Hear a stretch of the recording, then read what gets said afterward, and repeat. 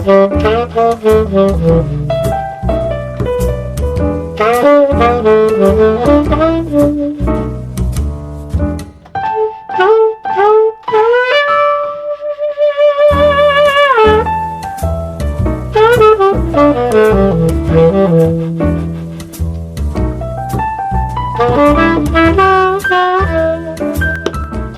à toutes et à tous, 19h, Magie Jazzy, on est sur YouTube, c'est parti. On se retrouve comme tous les samedis pour une nouvelle vidéo et ce soir je reviens sur un livre que vous connaissez bien, Focus de Max Maven. Je ne vais pas vous redire que c'est une valeur sûre, vous le savez, et ce soir j'ai décidé de vous présenter Printing History. Tour très intéressant, puisque en fait c'est tout simplement une approche minimaliste de l'effet, un effet classique, des cartes blanches qui se transforment en cartes normales. Max Maven avait publié ça en 1981. Si vous voulez plus d'infos sur Max Maven et son travail, bien sûr je vous mets des liens dans la description, ainsi que des liens vers CC Magic pour acheter tout ce qu'il vous faut pour faire de la magie. Guy et Jeux, ce soir nous présente Captain Flip. Alors c'est un jeu de Paolo Mori. Pour information, c'est l'auteur de Ethnos.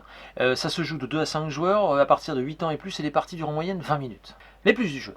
Eh bien, Captain Flip est un jeu d'une simplicité déconcertante qui s'apprend très très vite, plus vite qu'un tir de boulet de canon. Voilà. Ensuite, il vous suffira de tirer un personnage au sort. Si celui-ci ne vous plaît pas, eh bien, alors vous le tirez au sort, vous le déposez sur votre navire. Si celui-ci ne vous plaît pas, vous pouvez changer en retournant une tuile. Mais attention, car le prochain personnage risque peut-être d'être pire que celui-là que vous avez. Voilà. Et puis enfin, avec ces 9 personnages différents et ces 4 plateaux aux tactiques différentes, eh bien je peux vous dire que Captain Flip offre une expérience de jeu immédiate, ludique et subtile. Si vous voulez en savoir plus, vous avez une vidéo Ludovox Ludochrono dans la description, sinon www.guijeux.fr, les boutiques elles sont toutes là. Je ne m'attarde pas plus longtemps, je vous laisse donc avec ce tour de Max Maven, en vous souhaitant à toutes et à tous un très bon samedi soir, de très bonnes vacances il me semble, et je vous dis bien sûr à la semaine prochaine. Ciao. Bon alors, petite question, est-ce que vous savez comment on imprimait les cartes dans le temps? Non. En fait j'en ai retrouvé. J'ai retrouvé des cartes blanches, c'est pour ça qu'en fait il y en a aussi dans mon jeu. D'accord, donc en fait on va le faire avec juste avec 4 cartes blanches. Alors blanche de ce côté-là, et puis bien sûr blanche de ce côté-ci aussi. Voilà. Voilà, donc blanche des deux côtés. C'est marrant parce qu'en principe, ils ont commencé à imprimer les cartes. En fait, ils ont commencé à imprimer les piques d'abord. Voyez-vous? Voilà, tac. Mais c'était assez lent.